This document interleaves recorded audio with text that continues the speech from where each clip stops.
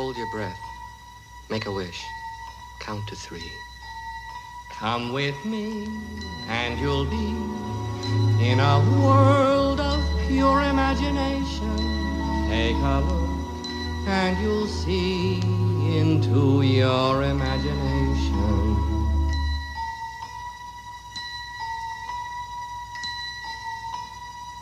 We'll begin with a spin, traveling in the world of my creation. What we'll see will defy explanation.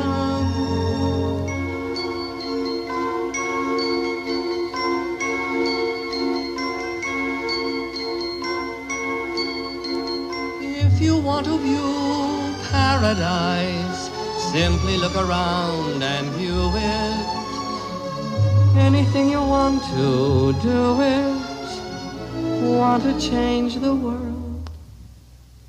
There's nothing to it.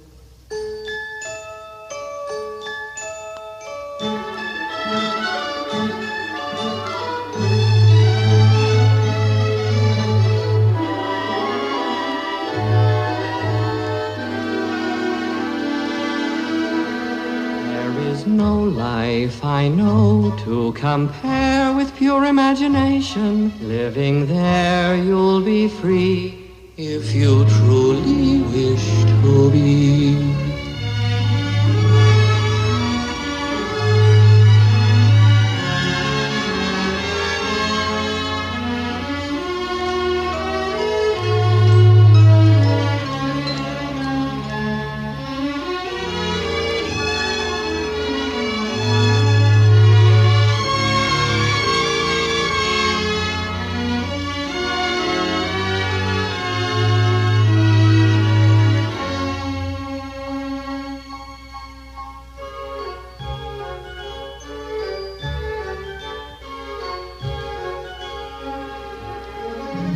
If you want to view paradise, simply look around and view it.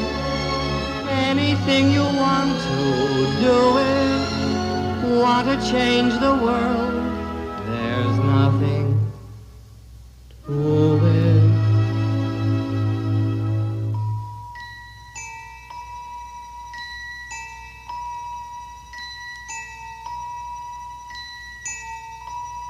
There is no life I know to compare with pure imagination. Living there, you'll be free if you truly wish to be.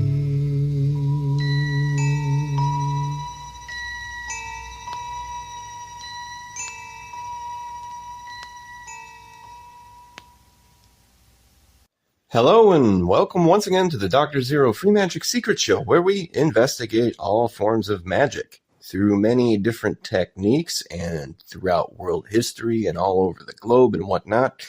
And one of the most central features of Western magic and the mystical experience and such is a thing called the Tree of Life. And the Tree of Life is part of a whole body of information, a whole body of visionary experiences and different things of that nature that is collectively known as the Kabbalah. And this comes from the Hebrew letters QBL, which means to know, to receive, and to know. So it's sort of like when the universe taps you on the shoulder and says, hey, what's going on? Here's what's up.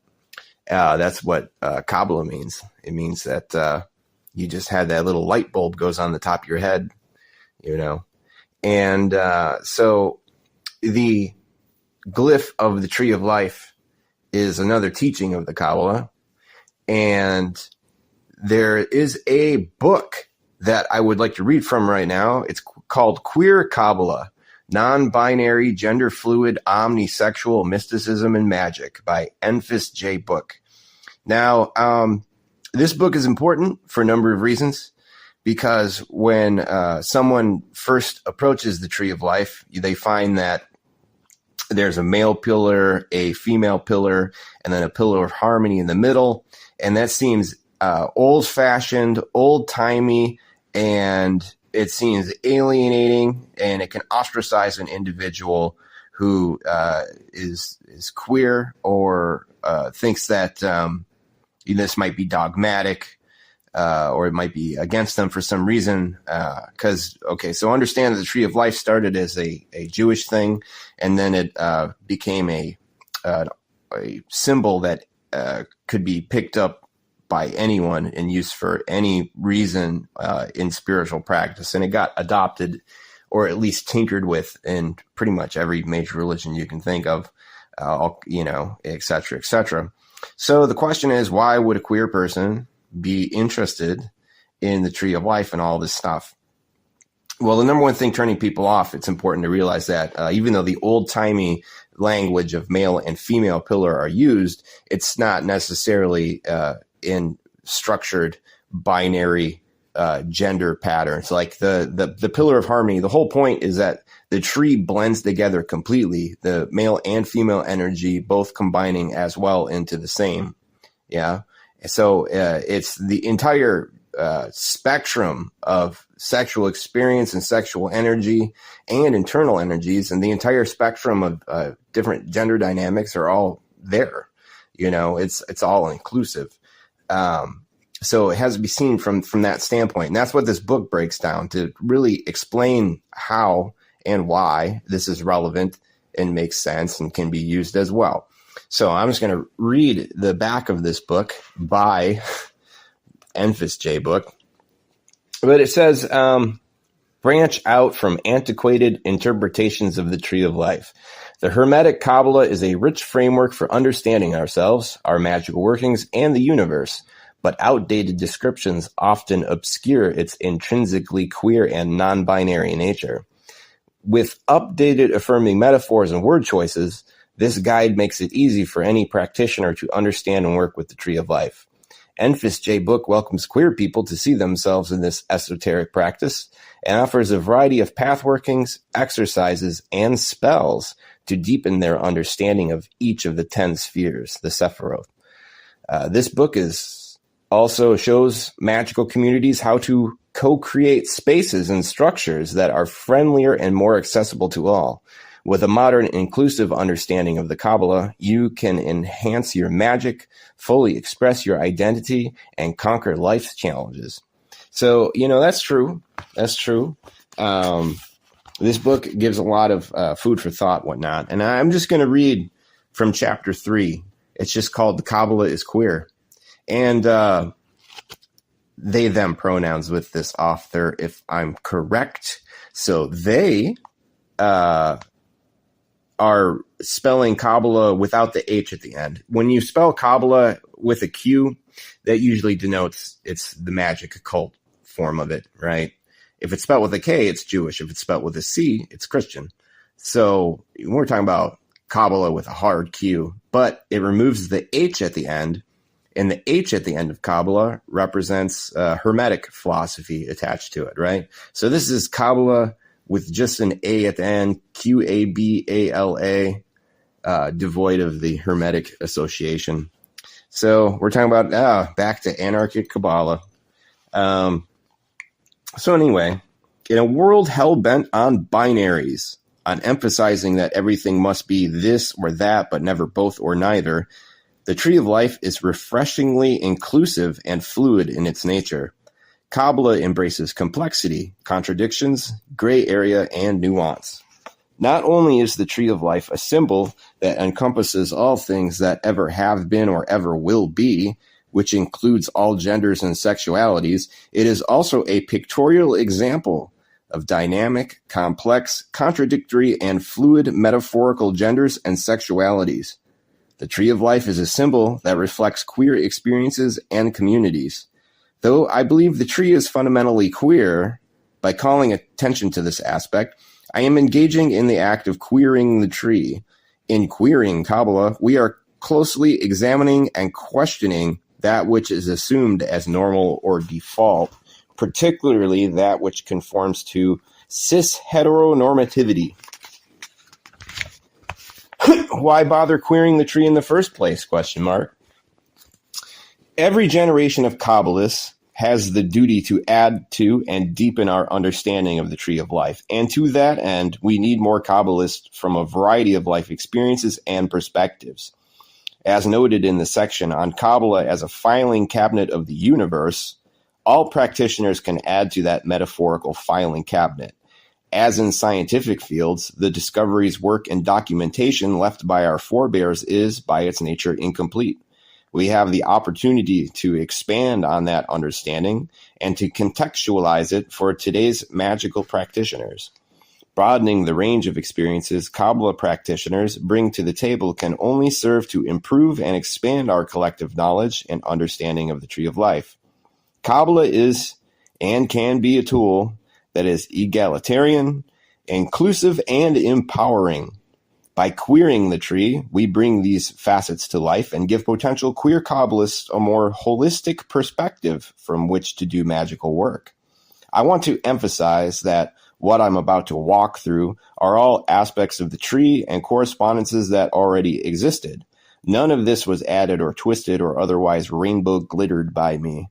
The tree is queer by its very nature and structure, with the names and symbols already ascribed to it. It has aspects that are clearly agender, non-binary, gender fluid, and bisexual. Now, genderless aspects of the tree. To begin with, the tree of life is largely composed of archetypal concepts and experiences that transcend gender, both as a whole and as we look at its component parts. Starting above the topmost point of the tree, we have the concepts of Ein, nothingness, beyond our comprehension, the void, Ein Sof, infinite nothingness, and Ein Sof Ar, infinite light. These are the veils of negative existence, or as famed occultist Lon Milo Duquette calls them, the three kinds of nothing.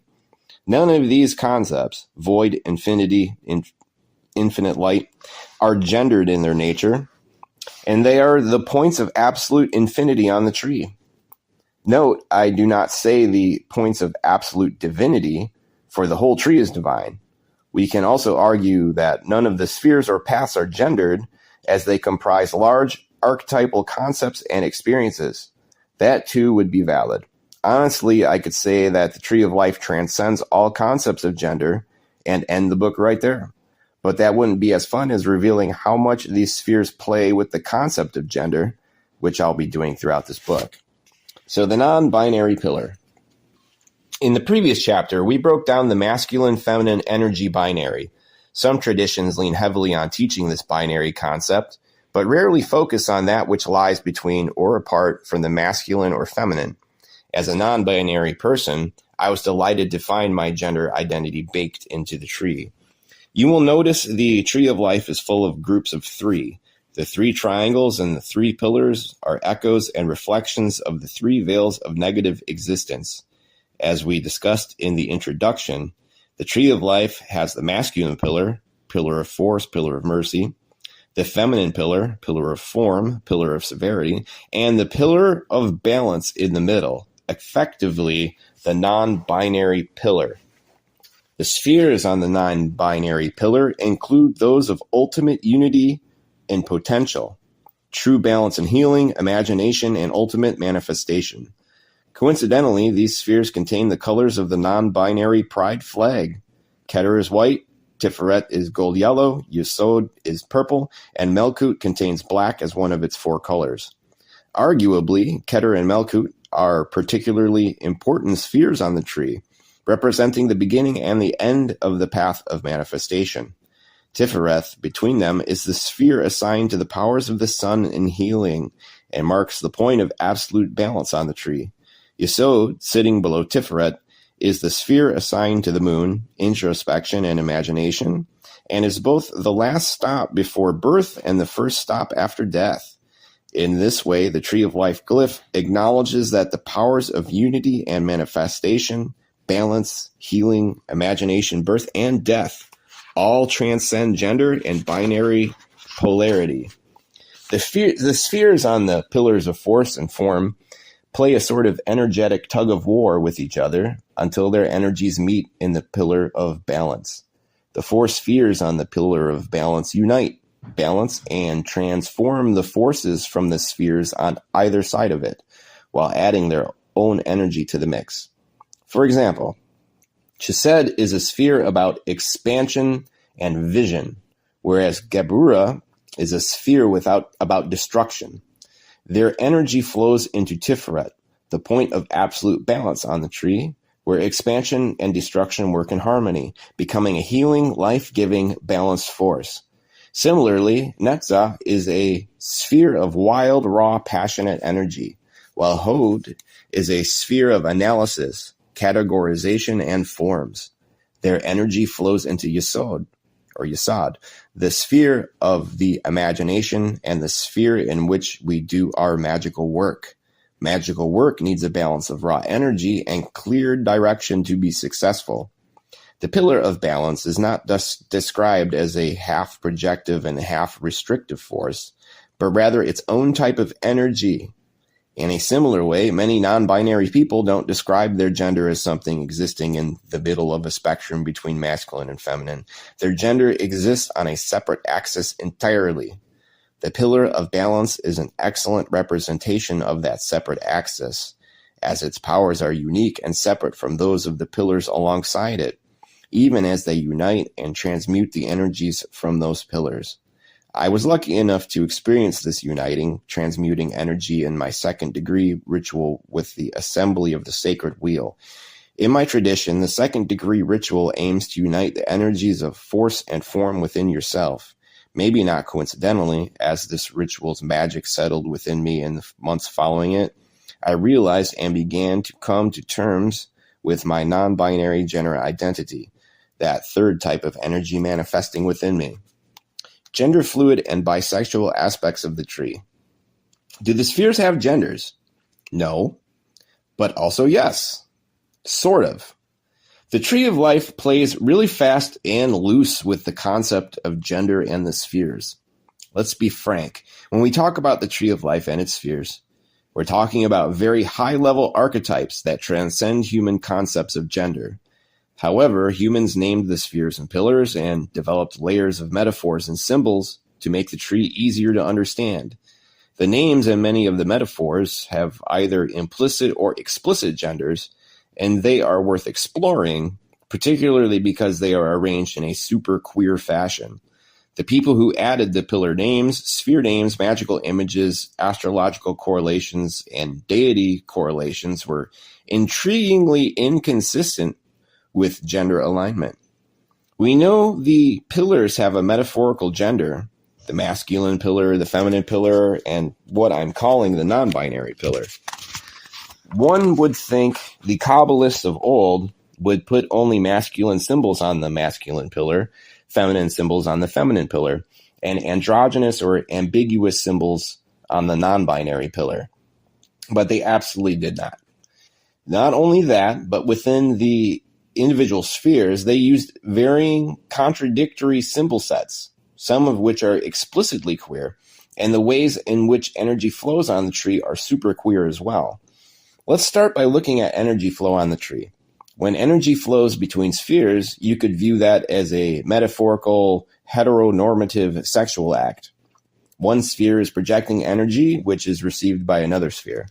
Or, to use an asexual metaphor, each sphere buds off to create the next sphere. Regardless of how you view it, each of the spheres sends energy in various directions on the tree. Any place you see two spheres connected by a path, that represents an energy flow. If you look at the energy pattern of the lightning flash, the flow of energy from Keter to Chokmah to Binah and so on down to Malkut, you'll note that each sphere both sends energy to the spheres that follow them and receives energy from the spheres before them, demonstrating that each sphere is both projective and receptive. For example, Chokmah is projective to Binah while being receptive to Keter. In other words, Chokmah is gender fluid, acting in both the projective and receptive capacity depending on the context. But it is also bisexual because it is interacting with Keter's masculine projective aspect and Binah's feminine receptive aspect. The next area where the spheres' genders are a bit wibbly-wobbly lies in their names. Hebrew names have masculine or feminine endings, and that includes the names of the spheres. As you look at the spheres' names, notice how the masculine names do not all align with the masculine pillar, nor do all the feminine names align with the feminine pillar. In fact, one of the 3 spheres on the masculine pillar has a feminine name, and one of the 3 spheres on the feminine pillar has a masculine name. While there is a rather satisfying gender parity among the 10 spheres of the tree, 5 of the spheres have masculine names and 5 have feminine names, they don't alternate masculine, feminine when you look at the lightning flash or the pillars. You may also notice that Geburah and Chesed each have 2 names, one masculine and one feminine. Which name they're referred to depends on which book you're reading.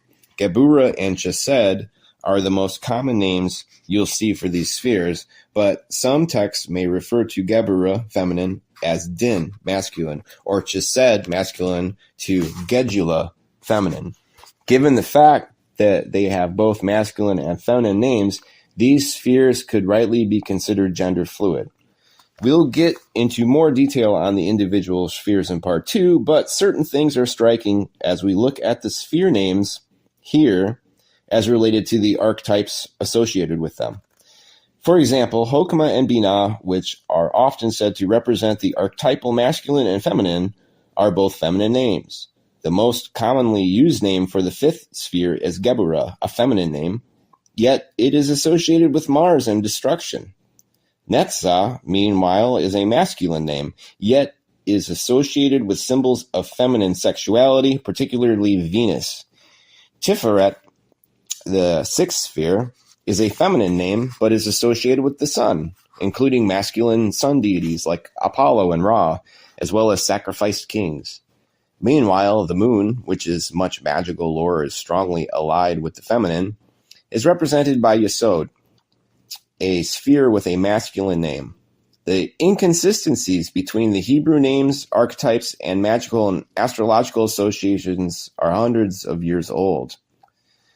In the late 1800s, members of the Hermetic Order of the Golden Dawn decided to add a new set of correspondences to the tree, pictures designed to represent each sphere and the energy it signifies.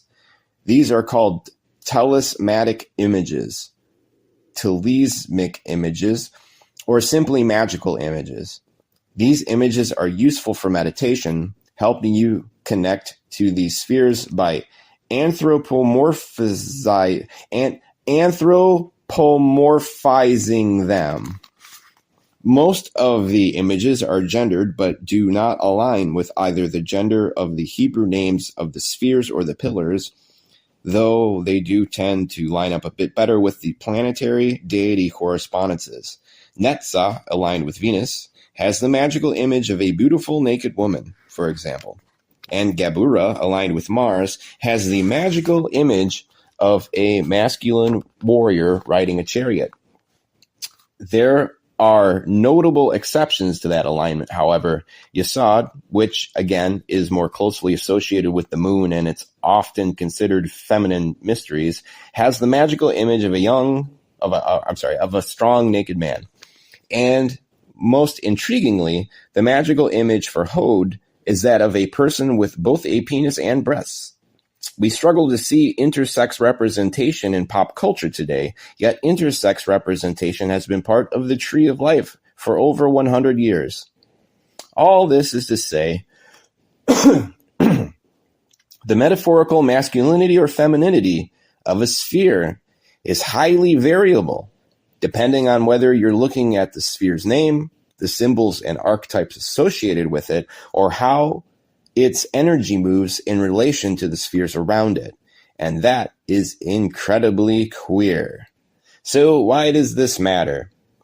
If Kabbalah encompasses life, the universe, and everything, then it encompasses queer identities regardless of the symbols and names on the tree. But having the queerness be so explicit on the tree, demonstrated with genderless archetypal concepts, a non-binary pillar, universal bisexual energy flows, and spheres that represent multiple genders simultaneously, makes the tree a particularly potent magical tool for people with a more expansive view of gender and sexuality beyond the binary. It affirms that all genders and sexualities are both magical and real, and it offers queer people a magical tool to use in an authentic capacity as queer people, one that invites our whole personhood to the table. As we look at Kabbalah through a queer lens, Kabbalah can also become a lens itself to better understand queer life experiences. So that is your rant from the Dr. Zeero Free Magic Secret Show today. Once again, it's the book called Queer Kabbalah by Emphis J. Book, who is on YouTube, and I believe their channel is called Major Aqueerna, A-Q, like A Queer N-A, but as one word. Almost positive that's it. Could be misquoting, blah, blah, blah. But anyway, check out the book. It's good stuff. So that much said, hit the subscribe button. Let people know I exist. You know, I can only do so much. You know, I can't really promote the channel in any real way. I mean, I'm a secret. And all these things are secret until you find them. So maybe you should show people. It's a secret that you can tell, because nobody can really keep a secret, especially when it comes to this. But anyway, stay tuned for more episodes. Blah, blah, blah, blah, yakety smackety. And as always, hot rockin' outro just for you. Get ready to weep just a little bit. Okay, bye-bye. When the earth was still flat, and clouds made of fire, and mountains stretched up to the sky, sometimes higher. Folks roamed the earth like big rolling kegs. They had two sets of arms, they had two sets of legs, they had two faces peering out of one giant head, so they could watch all around them as they talked while they read, and they never knew nothing of love. It was before the origin of love. Origin of love. The origin of love. Origin of love. Now there was three sexes, then one that looked like two men glued up back to back. They called the children of the sun, and similar in shape and girth was the children of the earth. They looked like two girls rolled up in one. And the children of the moon was like a fork shoved on a spoon. They was part sun, part earth, part daughter, part son.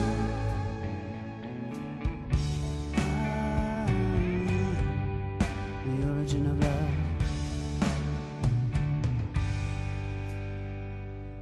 The gods grew quite scared of our strength and defiance, and Thor said, I'm gonna kill them all with my hammer, like I killed the giants. But Zeus said, no, you better let me use my lightning like scissors, like I cut the legs off the whales, dinosaurs into lizards. And then he grabbed up some bolts, he let out a laugh, said I'll split them right down the middle, gonna cut them